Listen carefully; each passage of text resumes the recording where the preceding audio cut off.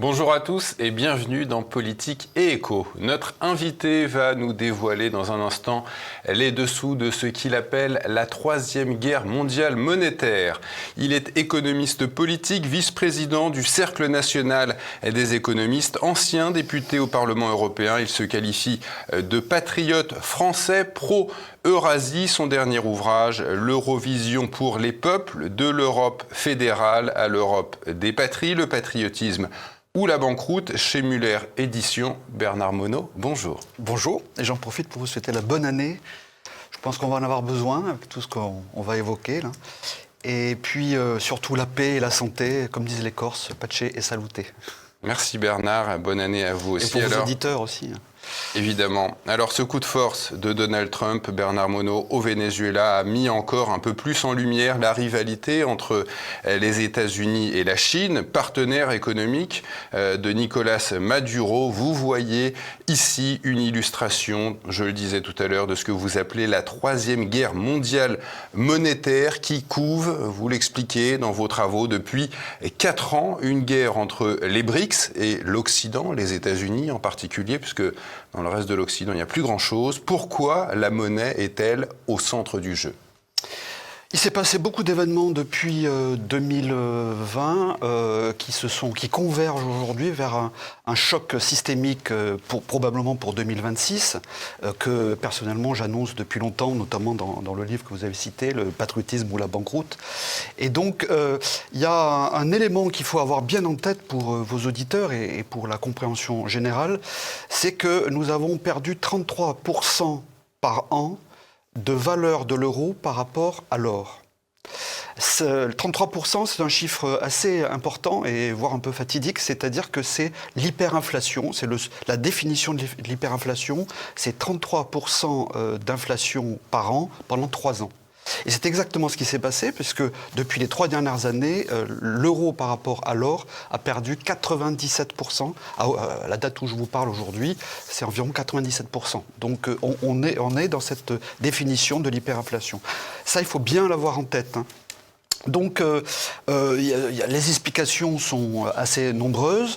Le bouclier national, pour éviter la banqueroute de l'Occident, c'est qu'on a constaté un effondrement silencieux du dollar et de l'euro, le pétrodollar qui agonise.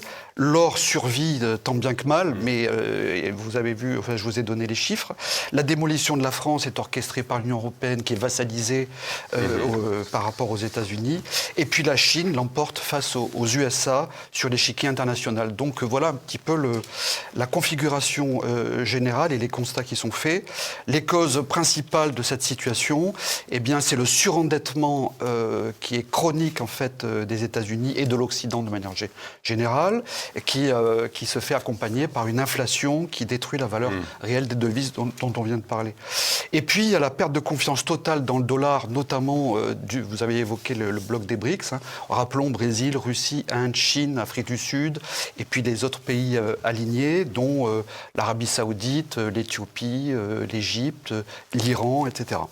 Et donc, qui subissent des sanctions, notamment la Russie a subi des sanctions occidentales et en particulier américaines, et lorsque les avoirs en dollars à l'étranger, hors Russie, ont été gelés, ça a été fatal pour les États-Unis, parce que ça a envoyé un signal à l'ensemble des pays du monde en disant si nous avons des excédents de change en dollars, tôt ou tard, si on n'est pas aligné sur les États-Unis, on sera sanctionné également. Donc c'est une répression financière.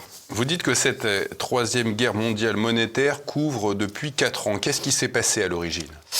C'est le déclenchement, ce que je vous dis là, avec les sanctions qui ont été liées notamment depuis 2022 avec la guerre en Ukraine. Donc ça a été un prétexte pour les États-Unis d'imposer, et puis l'Union européenne alignée sur les États-Unis, d'imposer ces sanctions. Et ça a été, comme je vous le disais, ça a été fatal pour l'avenir du dollar, quoi. Alors il y a également autre chose, c'est que la balance commerciale des États-Unis est de plus en plus déficitaire. Et donc Trump a pris les dernières mesures que vous avez connues en 2025.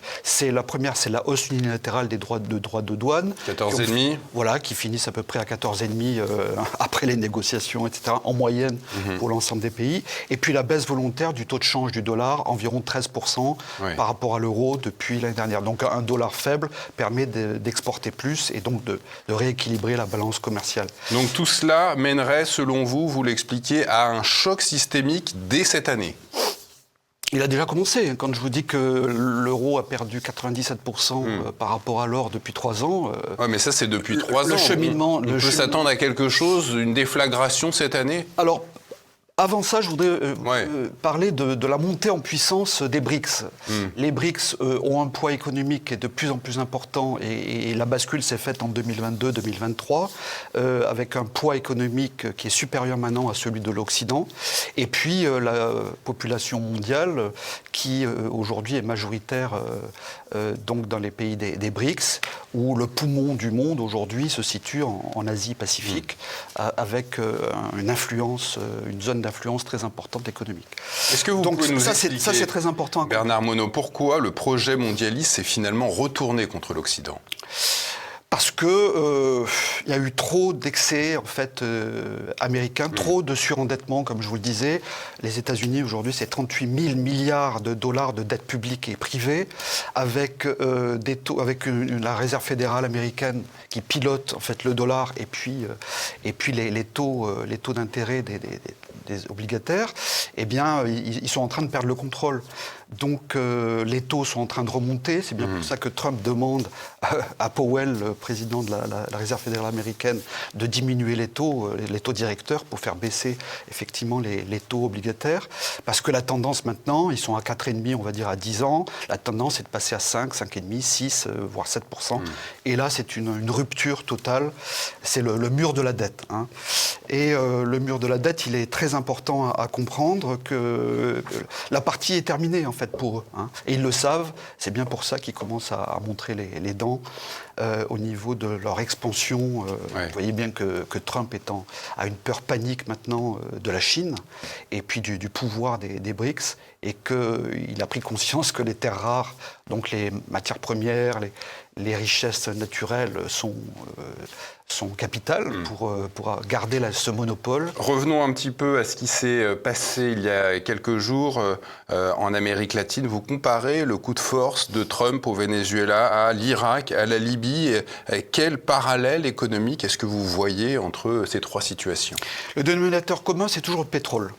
Il y a toujours un bon prétexte pour les États-Unis qui a adossé, ça il faut quand même rappeler la technique, hein, depuis 1971-73, les États-Unis ont adossé leur monnaie, le dollar, sur le pétrole. Donc c'est du pétrodollar.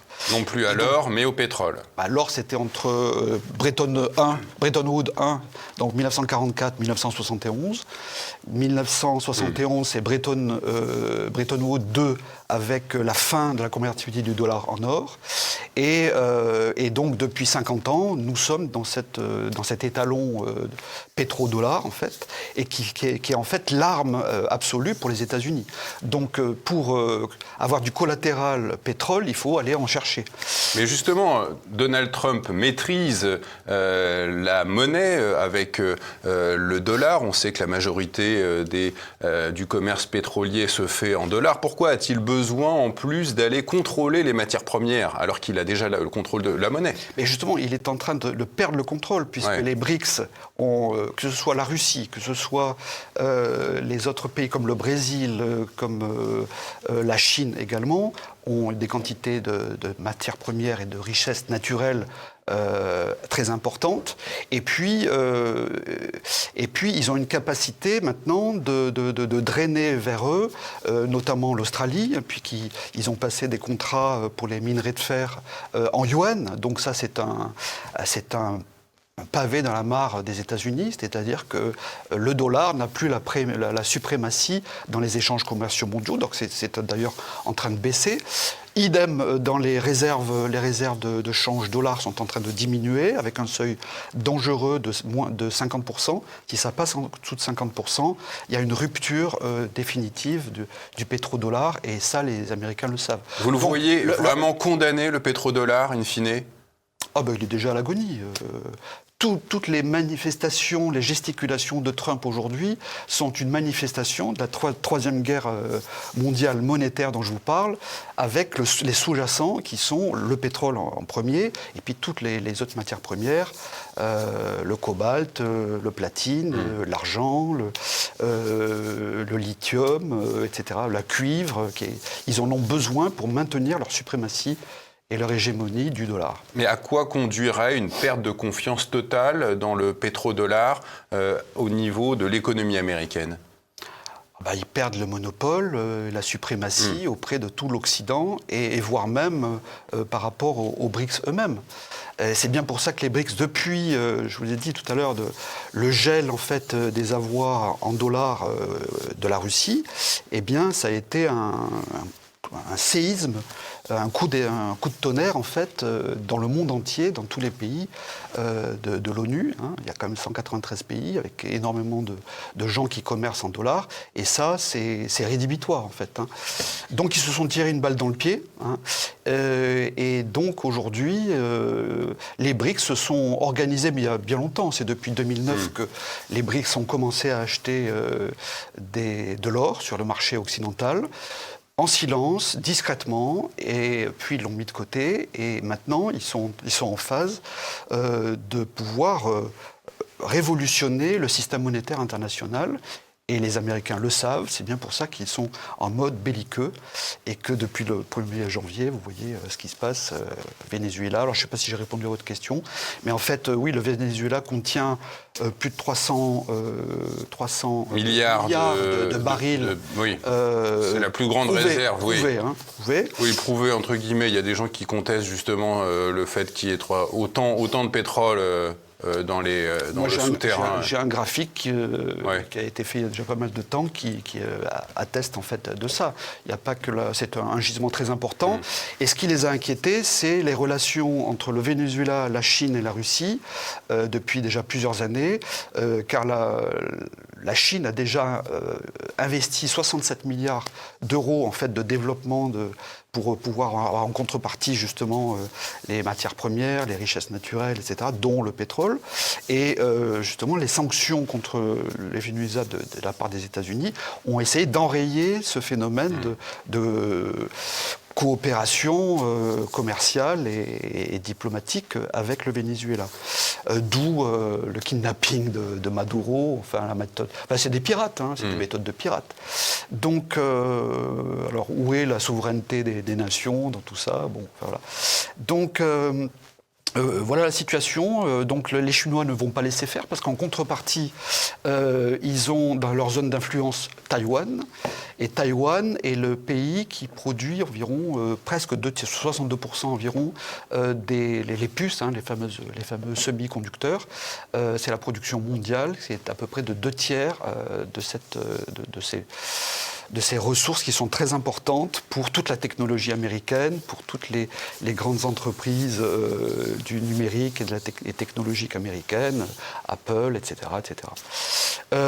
Donc, si vous voulez, l'enjeu est majeur, et en fait, c'est là que les Chinois tiennent les États-Unis. Je pense que sur l'échiquier international, je pense que les États-Unis ont déjà perdu. Son action sur le Venezuela est un fiasco. De mon point de vue, l'avenir vous le dira. Parce que, je vous dis, d'après nos informations, la Chine aurait fait un ultimatum jusqu'à avant janvier, qui leur demandait de cesser les sanctions contre le Venezuela, parce que du coup, les livraisons de matières premières ne se font pas auprès de la Chine et de la Russie, et donc ils ont réagi. Et donc le deal, c'est attention, si tu continues à mettre des sanctions sur le Venezuela, nous allons commencer à annexer Taïwan et à faire un blocus sur les semi-conducteurs. Et ça, c'est fatal. Vous l'évoquiez un petit peu tout à l'heure, Bernard Monod, cette stratégie de Trump, on le voit parler du Groenland, de l'Iran, avec certaines menaces sur le régime de Téhéran. C'est quoi sa stratégie économique, au fond, à Donald Trump ? c'est la piraterie internationale pour maintenir la suprématie et le monopole du dollar, annexer en fait le maximum de ressources pétrolières, puisque encore une fois le pétrole est adossé, le dollar est adossé au pétrole, et ça c'est vital pour eux. C'est un étalon en fait monétaire qui leur donne leur suprématie et leur puissance. Et maintenant ils sont obligés d'en passer aux menaces militaires pour pouvoir maintenir cette suprématie. Donc c'est un acte de faiblesse en quelque sorte. C'est pour ça que je vous dis, à mon avis, en avant. Oui, à mon avis, c'est une faiblesse qui cache en fait l'effondrement réel des États-Unis, quoi qu'on en dise, d'après les statistiques officielles, etc., de croissance. Toute la croissance de l'Occident est achetée par l'endettement, le surendettement, etc. C'est pas pour rien qu'en France, nous allons dépasser les 3 500 milliards d'euros de dette en fin d'année. Les déficits, n'en parlons pas, déficits budgétaires, commerciaux, enfin bon, on est dans le rouge partout. Donc tout ça est artificiel, c'est un château de cartes. Oui, on entendait le président Trump fin 2025 nous dire qu'il était un génie parce que finalement la croissance américaine était plus importante que ce qu'on avait imaginé auparavant. Acheté par le dollar, le pétrodollar, et financé par le monde entier grâce à leur arme suprême qui est le dollar. Donc en fait, c'est central. Notre arme à nous, ça pourrait devenir l'or. Comme le fait. Alors on va y venir justement, puisque vous êtes un spécialiste de l'or, Bernard Monod, mais avant 2025 pour vous a marqué sur ce que représentent les BRICS, cette organisation internationale avec le Brésil, la Russie, l'Inde, la Chine et l'Afrique du Sud et d'autres qui s'ajoutent cette année 2025 à constituer un point de rupture. Alors expliquez-nous pourquoi. La rupture, elle est tectonique, on va dire. Quand vous représentez plus de la moitié de la démographie mondiale, donc les 10 pays des BRICS, voilà, avec une trentaine de pays qui demandent à rentrer et à s'aligner sur l'organisation des BRICS, vous représentez un poids économique, un poids démographique qui est considérable. Donc le seul point faible, c'est qu'ils ont des monnaies, je dirais, nationales, qui fait qu'ils sont obligés de commercer entre eux dans leur monnaie nationale, donc ils sont en train de trouver un système. Je vous en parlerai si vous voulez dans un moment. Et donc la rupture, elle est déjà faite parce que les États-Unis, encore une fois, ont perdu la partie. La stratégie ne marche plus. Ils se sont organisés sans nous. Et l'accélération et les provocations contre la Russie, qui datent depuis 25 ans, c'est pas nouveau. On sait bien qu'aux frontières de la Russie, dans les pays de l'Est, il y a une multitude de bases de l'OTAN et américaines. On apprend d'ailleurs qu'il y a aussi une base au Groenland. Donc ils ont déjà pied là-bas. Mais ce qu'ils veulent, c'est l'acquérir, être propriétaires pour pouvoir exploiter l'ensemble des richesses naturelles. Donc, je crois qu'il y a un ras-le-bol général maintenant des États-Unis, contre les États-Unis, de la part de l'ensemble du monde, et que ça risque de nous amener à une escalade si Trump ne fait pas profil bas dans un certain moment, enfin d'ici fin 2026, je pense qu'il peut y avoir une escalade militaire importante avec la Chine. Alors, sachant qu'ils ont une flotte extrêmement puissante, peut-être même la première. Oui, qui reste inférieure à celle des États-Unis pour le moment. Oui, mais en tout cas, ils ont une armée de fantassins qui est, elle, la première du monde. Ouais. Je pense, a priori, bien entraînée. Oui, on nous parle de la prise de Taïwan par la Chine qui s'intéresse à ces semi-conducteurs. On en parle depuis des années. C'est déjà fait. Pourquoi ? Dites-nous, expliquez-nous pourquoi. Écoutez, quand vous avez un blocus de centaines de navires autour de Taïwan, que vous bloquez le détroit entre Taïwan et la Chine, que vous contrôlez la mer de Chine, et y compris les flux maritimes entre l'Atlantique et le Pacifique et l'Atlantique, donc vous contrôlez un point névralgique. Donc c'est déjà fait. Oui. Il y a pas de... et ça, les Américains le savent très bien. Donc c'est bien pour ça qu'ils restent dans leur couloir, je dirais. Le plan Trump, c'est First America, mais nord et sud, c'est-à-dire au-delà des États-Unis, c'est le Canada au nord, le Groenland, et au sud, l'Amérique du Sud, dont le Venezuela. Donc, le Venezuela, justement, Bernard Monod exportait 80% de son pétrole vers la Chine. Ces exportations vont maintenant être remises en question avec ce qu'a fait Trump. Est-ce qu'on peut imaginer dès aujourd'hui ce que va être la réponse financière chinoise et plus largement d'ailleurs celle des BRICS dans leur contestation du pétrodollar? Ils ont une créance de 67 milliards d'euros. Ils sont avec le Venezuela en contrepartie de ce qu'on disait tout à l'heure, de contrats d'échange de matières premières, etc. Donc payables. Alors surtout ce qui a mis en colère en fait les États-Unis et Trump, c'est que en fait Venezuela ne commerçait plus en dollars, mais en yuan. Donc ça, c'est le crime de lèse-majesté. C'est une déclaration de guerre. On en revient tout à l'heure avec la Libye, à la Libye, l'Irak, le dinar or, etc., etc. Et tous les autres pays, la Syrie, il n'y a pas si longtemps. Saddam Hussein qui voulait faire du pétrole, vendre son pétrole en euros. Absolument.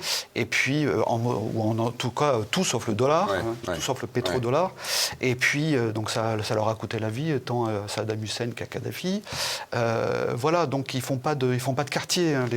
Et sur la stratégie chinoise à l'égard des États-Unis, vous me disiez que, en préparant cette émission, que les États-Unis avaient commencé à vendre la dette américaine. Oui. C'est un des facteurs. Que les Chinois avaient commencé à vendre la dette américaine. C'est un des facteurs de rupture, c'est-à-dire qu'il y a un mouvement de dédollarisation générale qu'on évoque, et un des éléments, c'est effectivement la vente de la dette américaine détenue par les Chinois depuis très longtemps, depuis une quarantaine d'années. Il y avait à peu près un stock de 1200 milliards de dollars. Je crois que cette année, en 2025, ils en ont vendu 180 000. Il reste à peu près 590 000 milliards de dollars. Mais 2026, 2027, ils peuvent continuer jusqu'à shorter complètement l'ensemble de la dette américaine. Et donc ça, si vous voulez, ça veut dire que tout ce qui n'est pas détenu par d'autres doit être détenu par les États-Unis pour compenser. Donc il y a un problème de refinancement des États-Unis avec des taux qui vont être en augmentation. C'est pour ça que je vous parlais du mur de la dette tout à l'heure, et avec des taux qui vont être à 5, 6, 7. Et là, c'est rupture avec un krach obligataire rampant qui va emporter tout l'Occident. Ce krach obligataire, on en parlait avec Philippe Béchade. D'ailleurs, il m'expliquait que ce krach obligataire pourrait venir du Japon. Est-ce que vous partagez son opinion?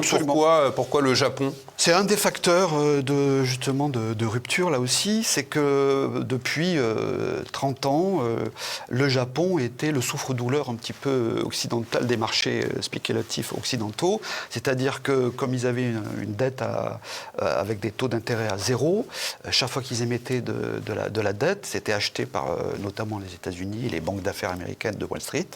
Et ils faisaient ce qu'on appelle le carry trade, c'est-à-dire ils empruntaient à zéro, au Japon, et puis ils le remettaient sur le marché, aux États-Unis, avec des taux à 3,50, 4%, etc. Donc ce qu'on appelle le spread, l'écart entre 0 et 3,5, eh bien il était au bénéfice des détenteurs de la dette. Voilà, donc c'est fini, puisque le Japon a mis fin à ce mécanisme-là, et puis que les taux, en plus de ça, remontent aussi au Japon. Donc voilà, c'est un des phénomènes financiers qui aggravant, mais on est dans cette phase de dédollarisation où il va falloir qu'il fasse tourner de plus en plus la planche à billets, ce qui va détruire la valeur du dollar. Et puis, inéluctablement, les États-Unis vont perdre la main. Donc. Je pense que c'est très important de comprendre, Bernard Monod, avec vous, cette stratégie chinoise contre les États-Unis. On a vu une baisse du dollar ces derniers mois et en parallèle, des autorités chinoises qui veulent un yuan plus fort.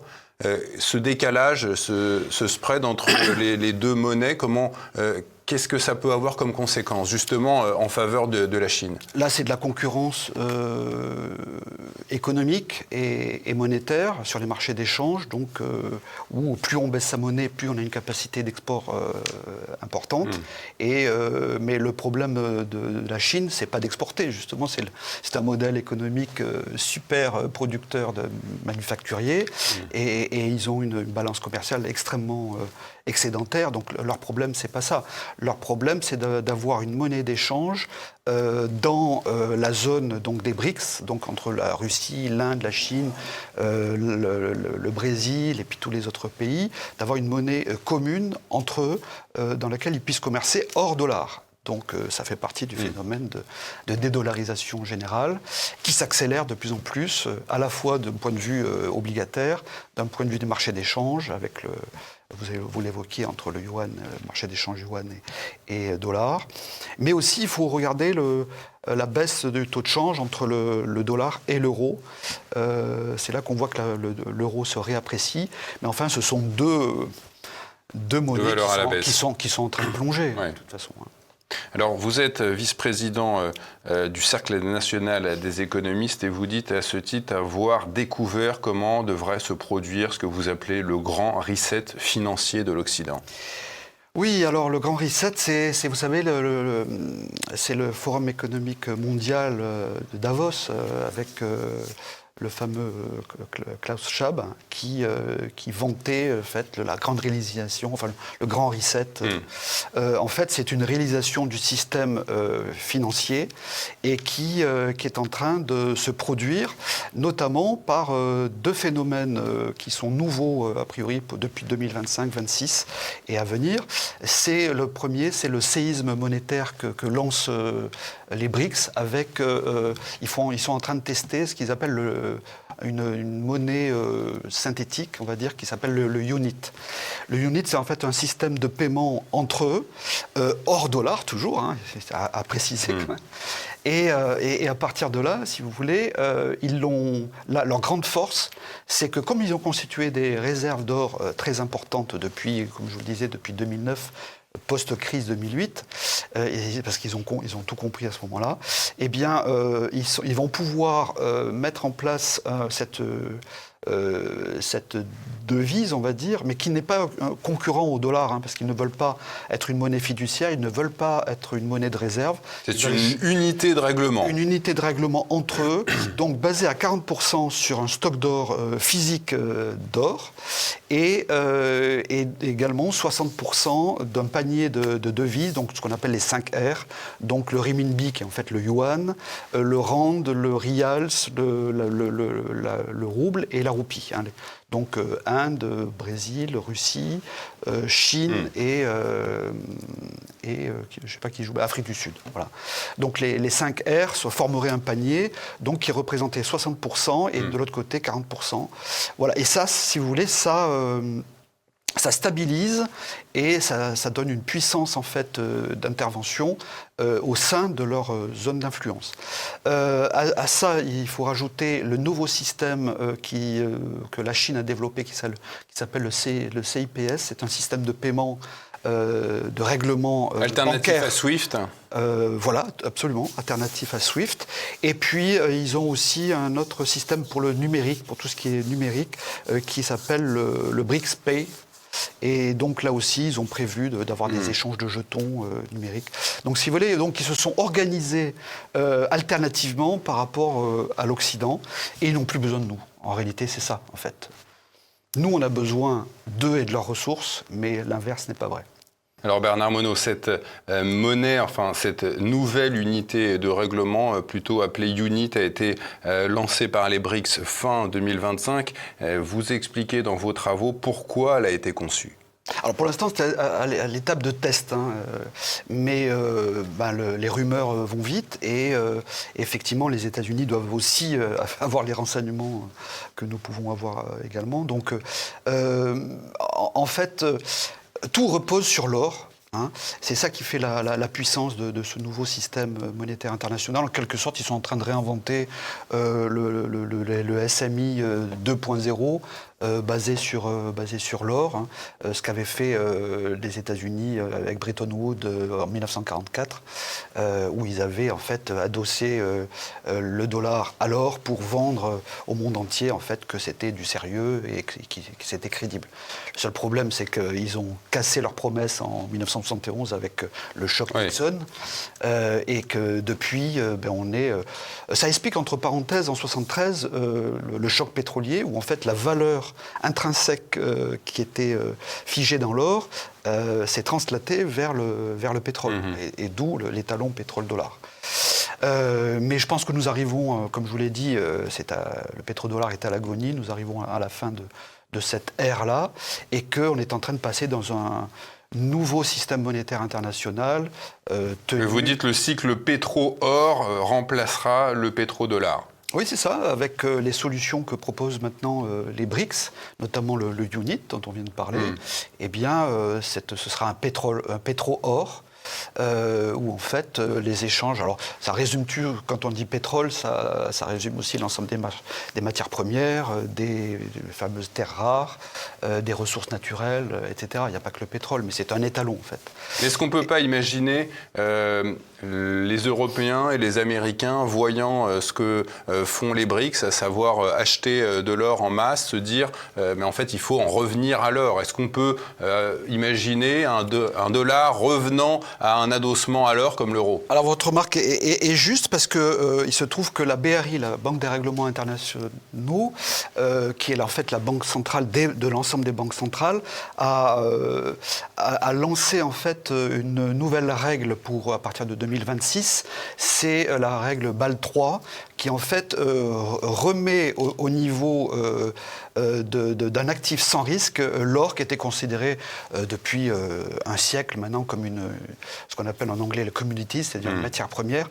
En fait, c'est en train de reprendre son poids dans le bilan des banques occidentales, et donc d'être coté comme le cash, voilà, et donc plus à être coté à risque comme les actions, les obligations, etc. Donc ça, c'est un phénomène très important, structurant, qui va redonner les nettes de noblesse à l'or, et donc c'est un peu aussi une manière de revenir vers une réévaluation du prix de l'or de manière générale, et peut-être même à terme à une réinstauration de l'étalon or, ce qui sauverait probablement les États-Unis si on imaginait par exemple que le dollar, qui est coté aujourd'hui à 42 $ l'once, officiellement passait au prix du marché, c'est-à-dire 4 600 $ aujourd'hui, eh bien ça épurerait, ça éteindrait une bonne partie de leur dette publique, et ça résoudrait, en tout cas dans la paix, de manière pacifique, l'épuration de leur dette, qui est considérable. 38 000 milliards de dollars de dette publique, c'est plus contrôlable en fait aujourd'hui. Et donc... Alors, vous avez lancé plusieurs idées pour sauver les meubles, pour sauver ce qui est encore sauvable en France. Vous préconisez en effet d'augmenter le stock d'or de la Banque de France pour servir de bouclier. Alors pourquoi ça nous éviterait une banqueroute de rajouter de l'or à notre stock d'or? On en a 6 000 tonnes, je crois, 3 000 tonnes en France. 3 486 tonnes de mémoire. Officiellement.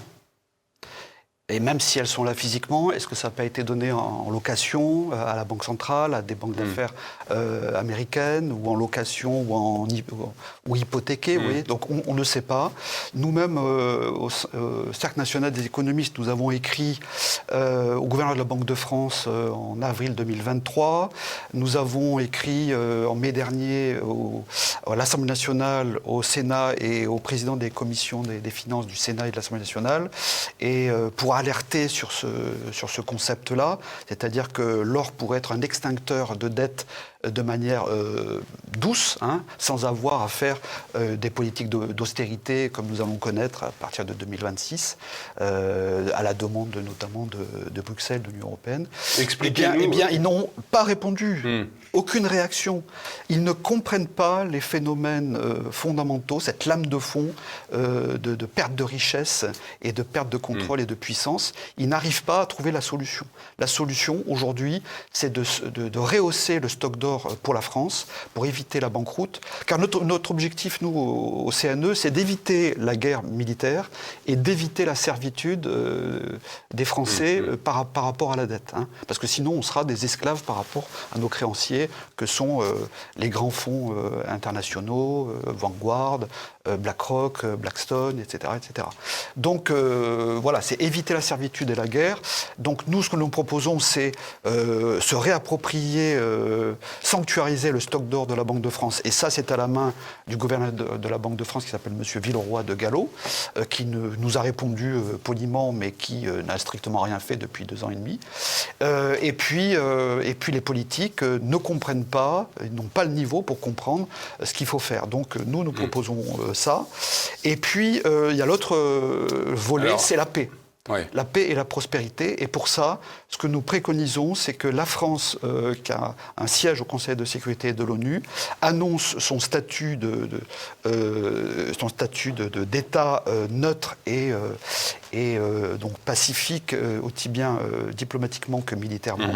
Et puis présente également sa candidature dans l'organisation des BRICS comme pays observateur, ce qui permettrait que la France soit entre les 2 blocs qui sont en train de s'affronter et de servir probablement d'arbitre, retrouver en fait la politique de Gaulle des années 60 et d'être une puissance d'équilibre et indépendante surtout. Là, je peux vous dire que ce serait un séisme total politique. Mais aucun candidat à la présidentielle ne l'évoquera, vous verrez. Oui, sur cette idée, Bernard Monod, d'extincteur de la dette que vous imaginez grâce au fait qu'on pourrait acheter de l'or et en remettre en stock dans les caves de la Banque de France. Expliquez-nous cette notion d'extincteur de dette. Aujourd'hui, sur le marché international, l'or est exprimé en dollars, donc en onces et en dollars. Donc aujourd'hui, officiellement, c'est 42 $ l'once. Imaginez que demain, ce soit la valeur du marché actuel, qui est à 4 600 $ l'once. Donc le stock de la Banque de France, qui aujourd'hui est on l'a dit, 3 486 tonnes, qui on estime à peu près à 150 milliards, peut devenir 300, 500, 600, 700, 800 milliards en termes de valeur dans le bilan de la Banque de France, sachant que le stock d'or de la Banque de France appartient à l'État et donc appartient au peuple.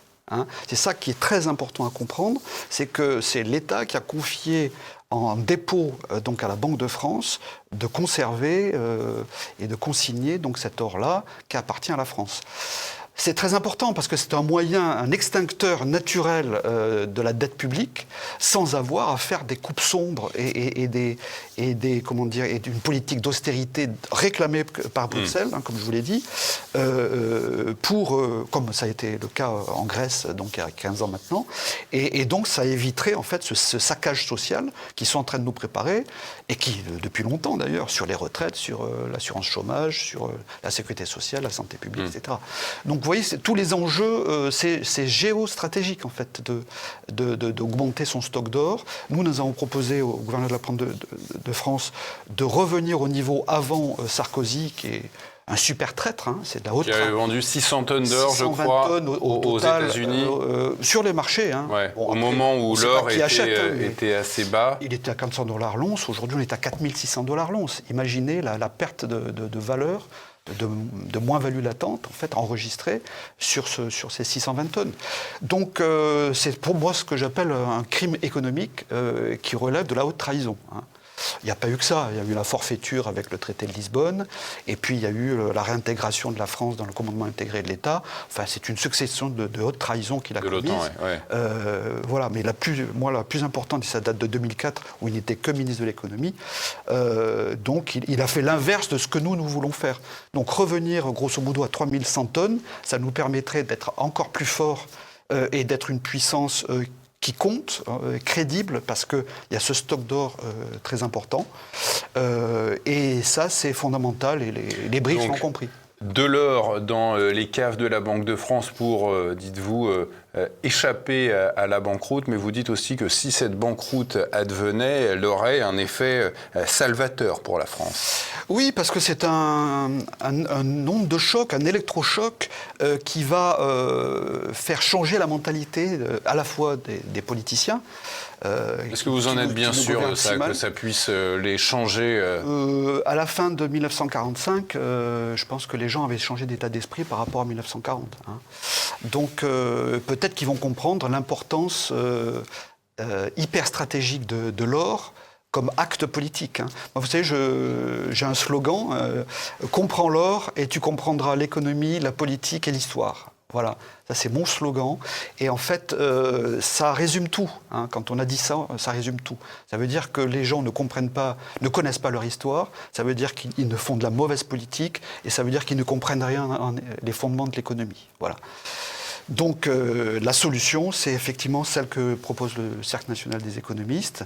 Et la deuxième, mais qui est plutôt diplomatique et politique, c'est effectivement d'apparaître comme une nation on va dire, non agressive, non belliqueuse, qui n'est pas alignée sur l'OTAN et les États-Unis, et qui passe pas son temps à courir après tous les délires de Trump sur le Venezuela, sur l'Ukraine, sur le Groenland, etc., l'Iran, etc. Voilà.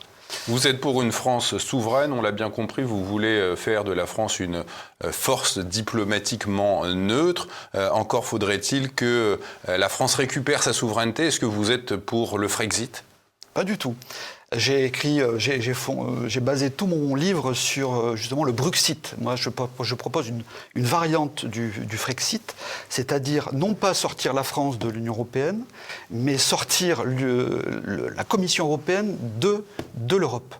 C'est elle qui fait un mal fou, c'est elle qui est aux ordres de l'ensemble des lobbies internationaux, hein, dans tous les secteurs économiques. Et donc l'objectif pour moi, c'est de dégager Ursula von der Leyen, la Commission européenne, fermer le Parlement européen qui ne sert strictement à rien. Pour avoir été député européen, je peux vous dire que je n'ai servi strictement à rien politiquement à mon pays. C'est bien pour ça que j'ai mis fin à mon mandat et que je suis retourné à mon métier. Et voilà, donc une fois qu'on a compris ça, on peut faire beaucoup d'économies parce que la France verse depuis 1992 quand même des dizaines et des dizaines de milliards d'euros par an. On est à 28 milliards, je crois, en 2025, 2026, qui sont puisés quand même dans la production nationale et le PIB national pour pouvoir alimenter la Commission européenne. On est contributeur net. Contributeur net depuis l'origine. Depuis l'origine. Mais est-ce que vous imaginez concrètement de sortir la Commission européenne de l'UE ? Il faudrait procéder à une épuration de tout le personnel, de tous les fonctionnaires européens. Et alors ? Vous pensez que ce choc systémique, justement, permettrait une prise de conscience qui ferait ce mouvement de dégagisme ? C'est là que je prétends que la banqueroute sera salvatrice, parce que moi, mon projet, il est prêt pour l'après-banqueroute. Donc le fameux Bruxit, c'est ce que j'appelle l'Alliance eurasienne des nations, c'est le titre de mon projet, hein, qui a été, entre parenthèses, repris par le RN, mais sans en connaître les tenants, les aboutissants. Ils ne savent pas la mécanique qu'il faut mettre en place. Et donc... l'Alliance eurasienne des nations comprend l'ensemble du continent boréal, dont la Russie. Donc pour ça, il faut être en paix avec la Russie. et pouvoir bénéficier ensuite des échanges, remettre en place des coopérations, des échanges, leur racheter du pétrole, du gaz à des prix... défiant les prix des Américains, évidemment. Largement, puisque le gaz, le GNL que l'on achète aux États-Unis, il est 3 ou 4 fois le prix qui est sur le marché. qui est sur le marché américain. Donc, bien entendu qu'on surpaye tout. C'est pas pour rien qu'on a de l'inflation. C'est pas pour rien que le chiffre que je vous ai donné tout à l'heure, hein, pour commencer, c'est une inflation monétaire de 97% depuis 3 ans de l'euro par rapport à l'or. Mais une Union européenne sans la Commission européenne, à quoi cela ressemblerait? Est-ce qu'on a connu dans le passé une organisation telle que celle que vous la décrivez? Bah oui, une collective. C'était la CECA? Peut-être un peu plus évolué que ça quand même. Mais entre parenthèses, la CECA... Vous voulez un comptoir commercial en fait? Non, je veux une organisation qui pilote en fait la coopération entre l'ensemble des 27. Du coup, vous pourrez voir revenir le Royaume-Uni parmi nous, hein, parce que si on leur vend un projet continental en paix, en prospérité, je pense que tous les peuples vont acheter ça. Hein. Ouais, mais enfin, ils ont cette attache économique avec les États-Unis qui les rend complètement dépendants. On connaît entre la City et Wall Street. Les ennemis d'hier peuvent devenir les ennemis de demain. Hein. On le voit d'ailleurs avec ce qui se passe entre les États-Unis et l'Union européenne aujourd'hui. Ils font tout pour que l'Union européenne chute. Ils y arrivent très très bien d'ailleurs. Et puis ils nous pillent toutes nos richesses. Moi, j'ai évalué dans mon bouquin, il y a 6 ans maintenant, 250 milliards de richesses nationales qui fichent le camp tous les ans pour les fonds d'investissement américains, etc., entre autres. Hein. On est à un peu plus d'1 an de la prochaine élection présidentielle en France et vous ne voyez personne dans le personnel politique susceptible aujourd'hui de sortir la France de l'ornière, même dans le camp souverainiste auquel vous appartenez. On l'a bien compris. Qu'est-ce qui leur manque, selon vous? C'est cette vision à la fois économique et politique et ce rapport à l'or fondamental pour vous? Patriote. Non, je vois personne. Objectivement, de temps en temps, je regarde ce que disent les uns, j'écoute ce que disent les uns et les autres, etc. Il n'y en a pas un qui parle des sujets dont je viens de vous parler, qui sont fondamentaux, encore une fois. Hein. L'or et la paix et la position de la France dans le monde, à l'ONU notamment, personne n'aborde ces sujets-là, les deux mesures phares pour éviter la banqueroute. Donc j'aimerais, on leur a écrit aucune réaction, aucune réponse, donc ils n'ont pas le niveau de compréhension des enjeux considérables auxquels nous faisons face. Les deux mesures, donc augmenter la réserve d'or nationale et puis cette neutralité militaire et diplomatique. C'est ça, c'est ça. Et donc, alors que faire maintenant au niveau des particuliers? Parce qu'il y a l'État, mais au niveau des particuliers, je pense que moi je lance le dernier avertissement. Achetez de l'or physique. C'est le seul moyen de vous éviter la ruine et puis la perte de votre niveau de vie que vous avez connu, mais que vous êtes en train de perdre.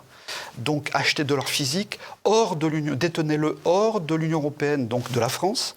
Il y a 2 pays en Europe qui peuvent éventuellement faire de la conservation, c'est la Norvège et la Suisse. Moi, je préconise plutôt la Suisse parce qu'il y a une partie francophone et puis c'est à proximité de la France.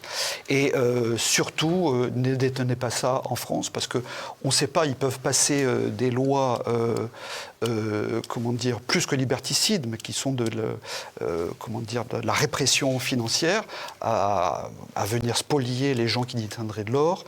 Déjà qu'il y a des lois qui prévoient, donc l'Union bancaire européenne au niveau de l'Union européenne et la loi Sapin 2, qui prévoit de spolier en cas d'écroulement du système bancaire et financier, de spolier les particuliers et les entreprises d'ailleurs sur leurs dépôts, comme ça s'est déjà produit à Chypre en 2013. Donc tout est prêt, l'arsenal légal est prêt, j'en ai parlé dans mon livre, je l'ai annoncé, tout ce qui se produit à l'heure actuelle, je l'ai annoncé, Vox clamantis in deserto, la voix dans le désert. Nul n'est prophète en son pays, pour en dire une autre. Mais moi, je ne suis pas inquiet de la banqueroute. Je pense qu'il y aura une prise de conscience générale et que ensuite les patriotes, de manière générale, je pense, il peut y avoir des patriotes de gauche, du centre, de droite, peu importe, pourvu qu'ils soient dans la reconquête et pour rebâtir la France après l'effondrement.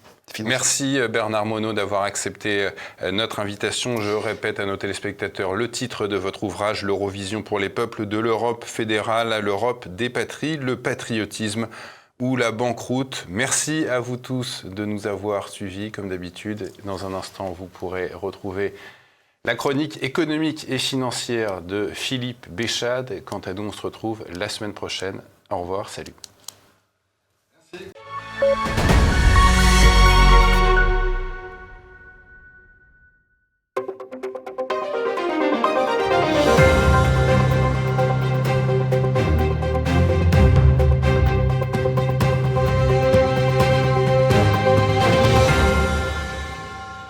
Bonjour et bienvenue pour ce rendez-vous de décryptage de l'actualité économique et géopolitique en mode affranchi.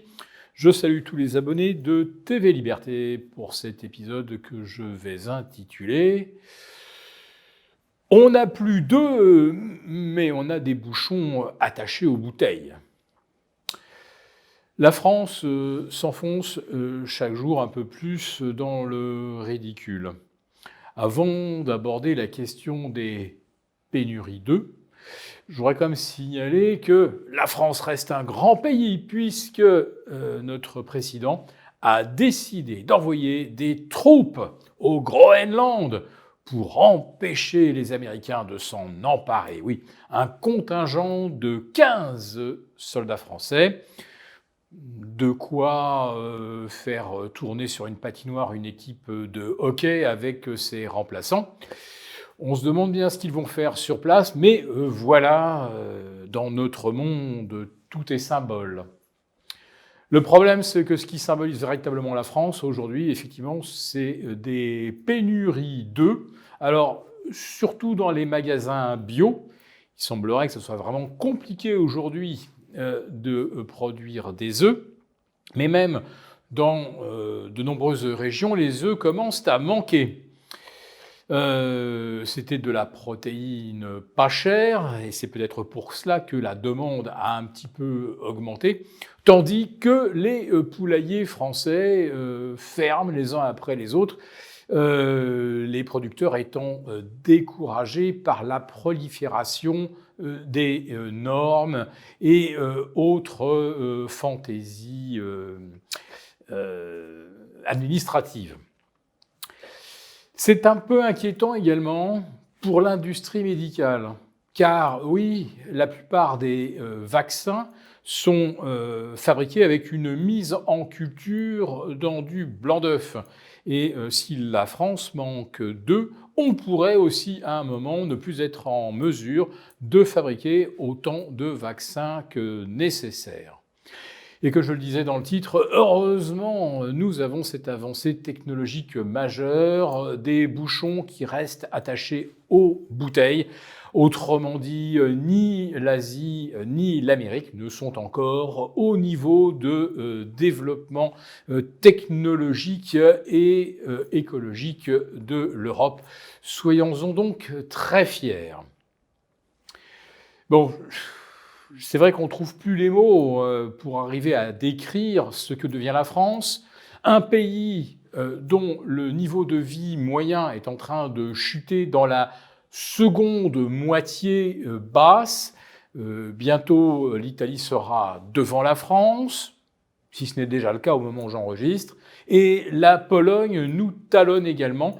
Alors non pas en termes de richesse exprimée en nombre d'euros distribués par citoyens français, mais en termes de parité de pouvoir d'achat. C'est-à-dire qu'avec un salaire, mettons, de 1 000 € en Pologne, vous vivez beaucoup mieux qu'en France, vous avez beaucoup plus de facilité à payer le loyer, votre facture d'électricité, la nourriture, les études des enfants et la santé. Voilà ce que c'est que la parité de pouvoir d'achat, et la France est en train de s'enfoncer. Car oui, vous l'avez observé évidemment, les loyers ne baissent pas, mais la facture d'électricité encore moins. Et c'est pas les 6 € qu'on nous retire à l'abonnement qui vont y changer quoi que ce soit. En réalité, il y a beaucoup de Français aujourd'hui qui ne peuvent plus se chauffer, ou très mal, ou juste une pièce. Allez, viendra peut-être bientôt le moment où on ne sera même plus capable d'allumer une cuisinière. Bon, à ce moment-là, si on manque d'œufs, c'est pas grave, on n'aura plus de quoi faire des œufs durs. La France s'enfonce, et on continue de prétendre que l'inflation est quasi inexistante et que la France a un des taux les plus faibles d'Europe. Bah oui, mais si c'est pour avoir l'inflation la plus faible d'Europe et un pouvoir d'achat qui se casse la figure, franchement, quel est le gain pour le citoyen? Et si on voulait vraiment démontrer que le niveau d'inflation n'est pas celui qu'on nous présente, enfin celui que nous indique la fiction statistique, regardez un petit peu aujourd'hui où en sont les métaux précieux. Un nouveau record sur l'or à 4 650 $ l'once, un nouveau record sur l'once d'argent à 93. Allez, encore 3 ou 4 séances et on sera à 100 $. Ce que ça nous dit clairement, c'est que le pouvoir d'achat anticipé des monnaies va probablement chuter fortement au cours des prochaines années. Pourquoi? Bien, tout simplement parce que les États-Unis sont déjà à 38 500 milliards d'endettement et devraient atteindre les 40 000 milliards d'ici fin septembre de cette année. Et en Europe, on va s'endetter pour augmenter nos capacités de défense avec de l'argent que nous n'avons pas, de l'argent qu'on va donc sortir, extraire de l'air ambiant. On va l'imprimer aux États-Unis. 500 milliards de budget défense supplémentaire d'ici 2027. Là encore, c'est de l'argent emprunté. Donc ceux qui détiennent du dollar, de l'euro ou du yen font leurs calculs. Oui, c'est de la relance ou de la survie à crédit. De la relance au Japon, j'en termine par là, puisque la Première ministre veut convoquer des élections législatives anticipées. Elle est au plus haut dans les sondages. Des élections conforteraient sa majorité et lui permettraient de mettre en place son méga plan de relance, une sorte d'Abenomics sous stéroïdes.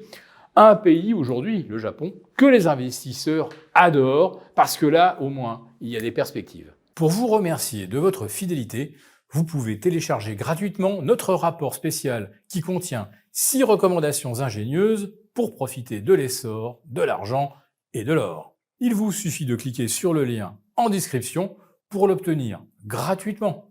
Merci et à bientôt!